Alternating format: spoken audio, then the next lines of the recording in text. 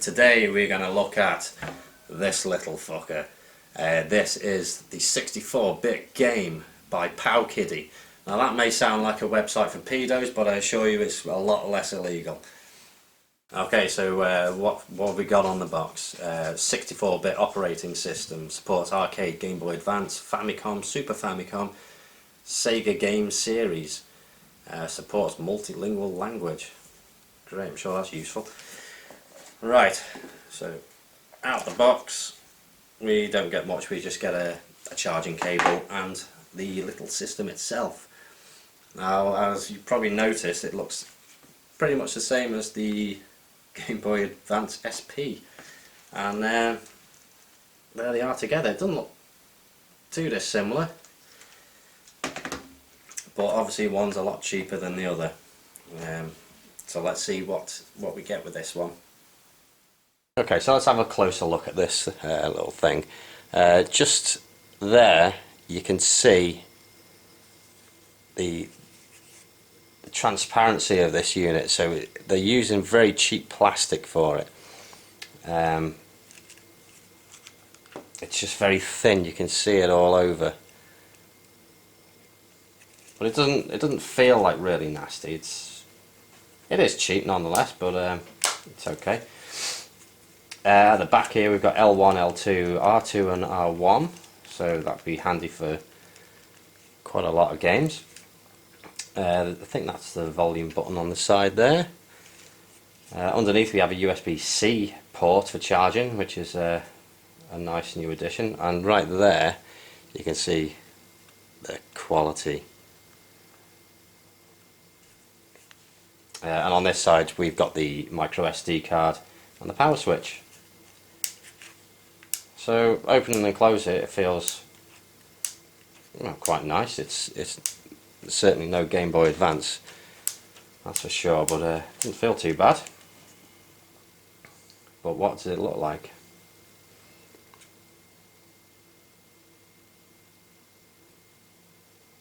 Okay, straight off it's identical to the BitBoy, so it's going to be a very similar layout here.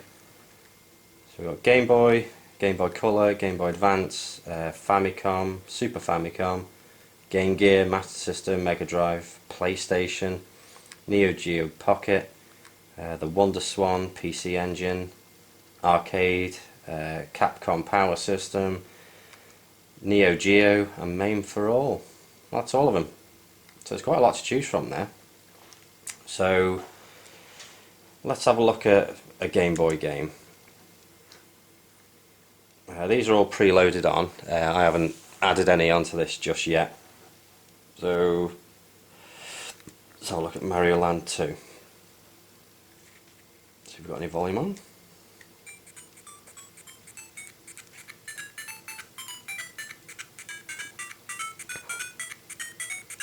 Okay, so the volume's quite tinny, but again, these are tiny little speakers, so I don't expect high quality from it.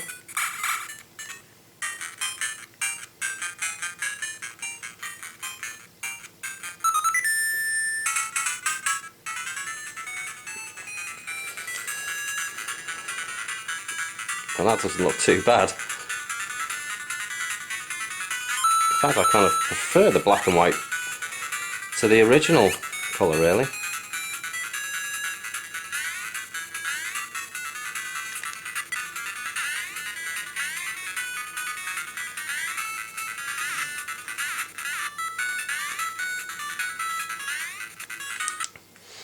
Okay, so let's try something else. Button wise, these feel really good.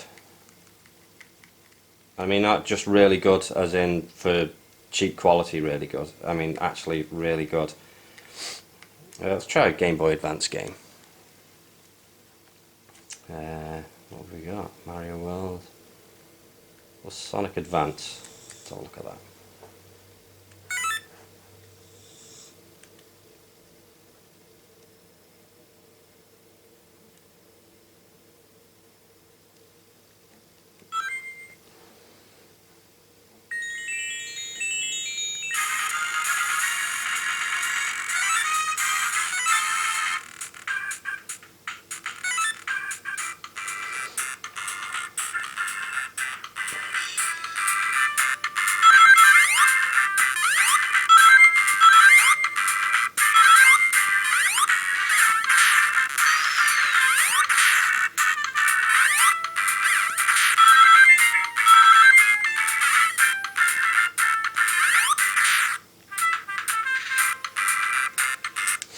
Okay, so the sound quality is pretty naff on that, but still plays alright. Okay, let's try and see what NES games are on here.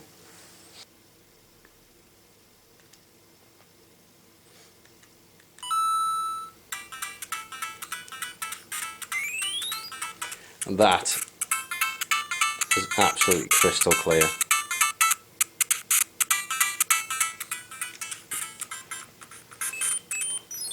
But does it play any good?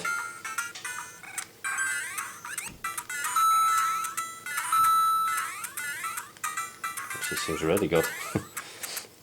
I find this easier to control than the BitBoy. I don't know if those buttons were closer together, but I'm not sure the button layout was slightly different on that as well. Whereas these two buttons here is what you'd normally use anyway, so it's very comfortable.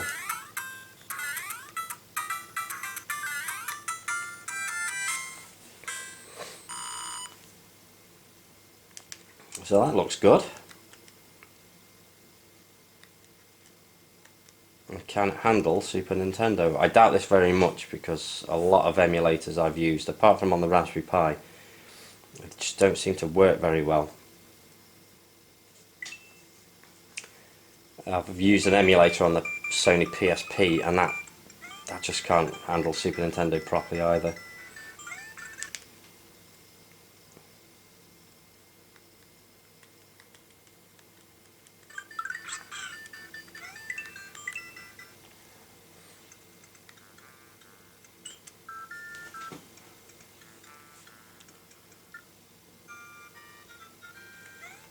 Oh, what buttons are we using there? Okay, so it's a little bit different.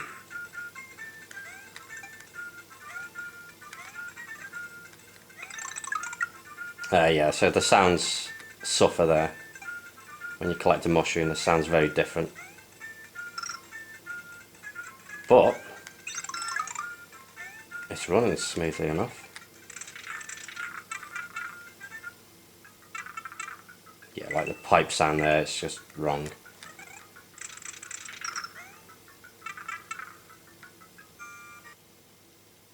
Okay, what I'm interested in is can it handle mode 7? So let's have a look at Mario Kart.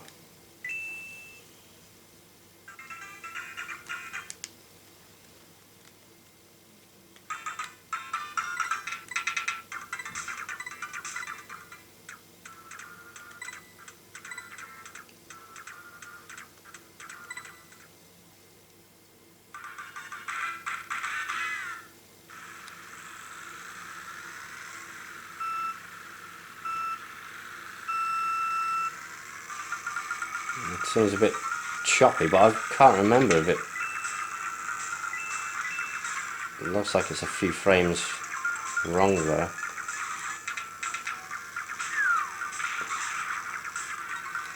Yeah,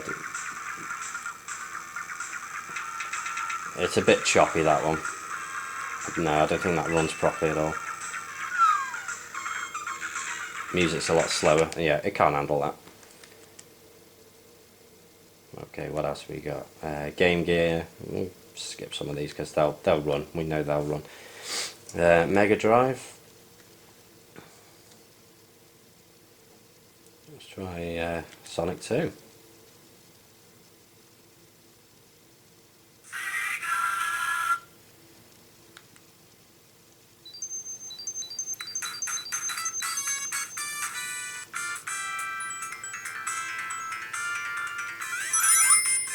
Can't get over how clear this screen is.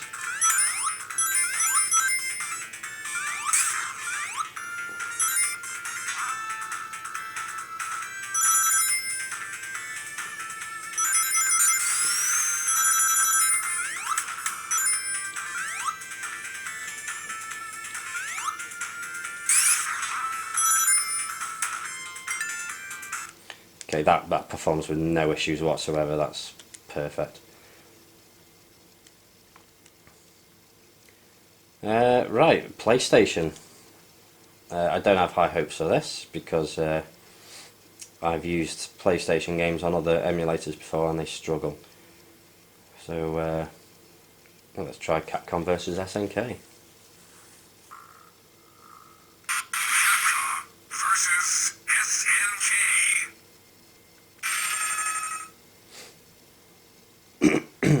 I love this on the Dreamcast.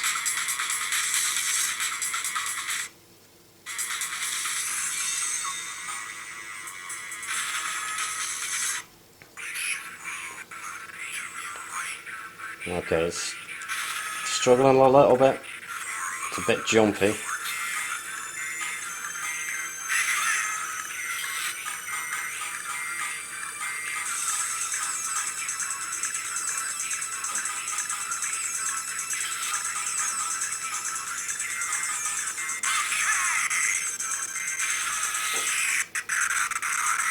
You can tell by the sound there, it's a bit naff.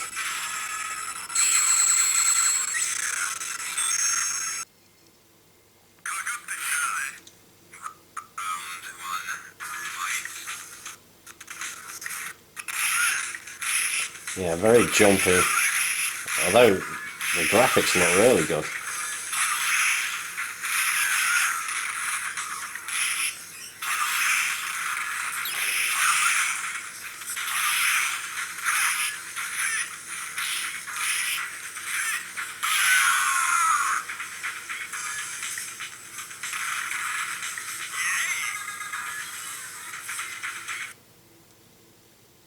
Typical PlayStation. You didn't get this on the Dreamcast.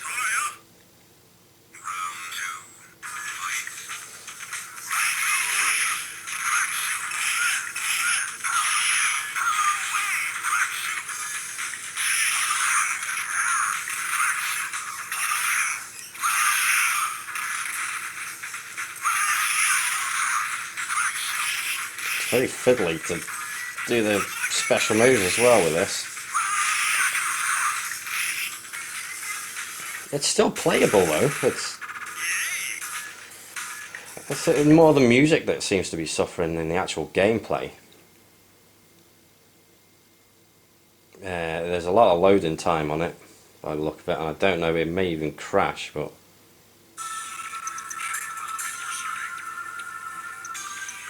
yeah, it does suffer, but it's definitely playable.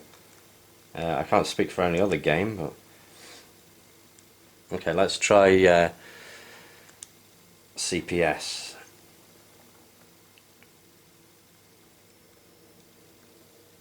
So we try Fatal Fury and see how that runs. One thing I didn't see on this was the Streets of Rage remake. I wonder, we can just copy that straight onto this, and it'll actually run better than the BitBoy did. Oh, then again, I doubt it. Like I say, it's still run on the same system, so it'll probably be exactly the same.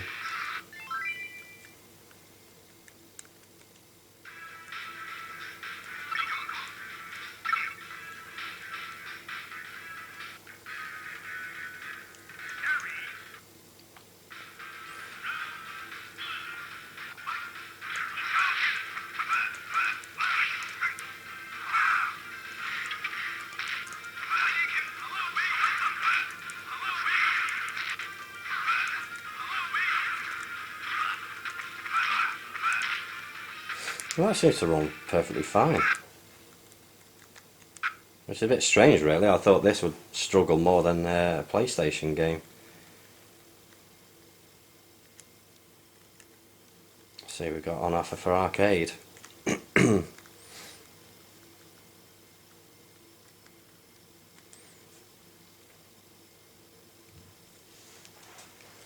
one of my favourite arcade games, and that's Alien vs Predator.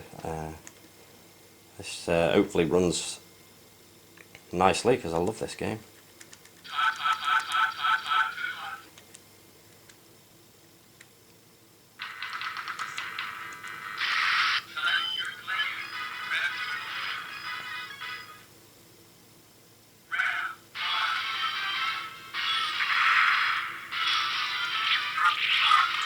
Absolutely fine.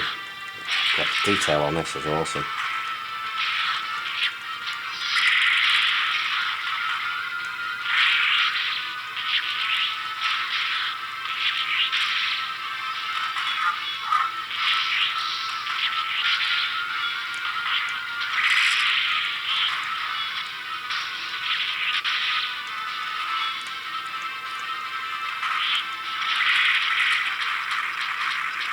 speakers are getting a bit crackly with all the noise going on.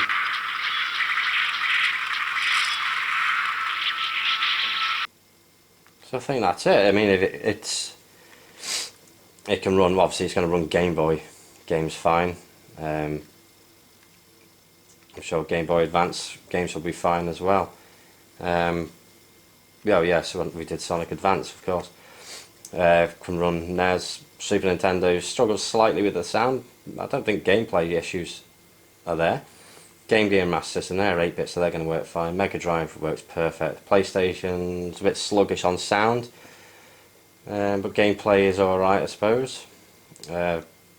Pocket's going to work fine. WonderSwan's going to work fine. Sure, PC Engine will. Arcade seems to work flawlessly well. I didn't see any issues there. The CPS works alright, so I should imagine Neo Geo and Main for All will work alright. I'm quite surprised there's no extra features really, unless they're, oh, what's this here? Cave, so we do have them. Got Doom, and there we go, Streets of Rage remake. Let's quickly try that. I don't think it'll be any different. I think it'll still be very slow.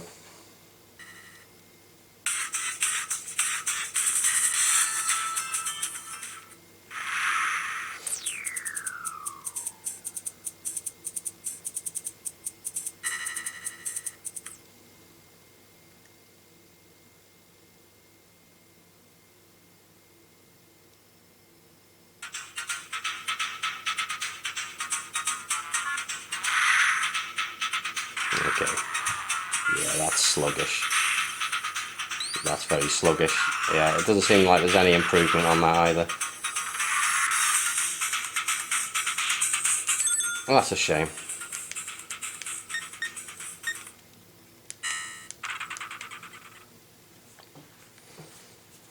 So it's pretty much identical to the BitBoy. Everything's exactly the same. If anything didn't run on the BitBoy properly, it's not going to run on this properly. But I still think this is great. It's what a fantastic piece of kit, and I think for little trips out would be perfect. It's not an amazing emulator, but there we go. So is this worth having? Definitely. There's no doubt about it. If you just want to play emulators, it's a fantastic piece of kit. It's very, very similar to the BitBoy. In fact, it's probably the same internals. The screen's fantastic. It's 21 quid. If you want something of amazing quality like this, then go and buy one of them. That is fantastic value, and I highly recommend buying one because it's got all your emulators in, and they work no different than any other emulator system. The screen is absolutely beautiful on it, so for 21 quid I think it's a no-brainer. I'd 100% recommend this.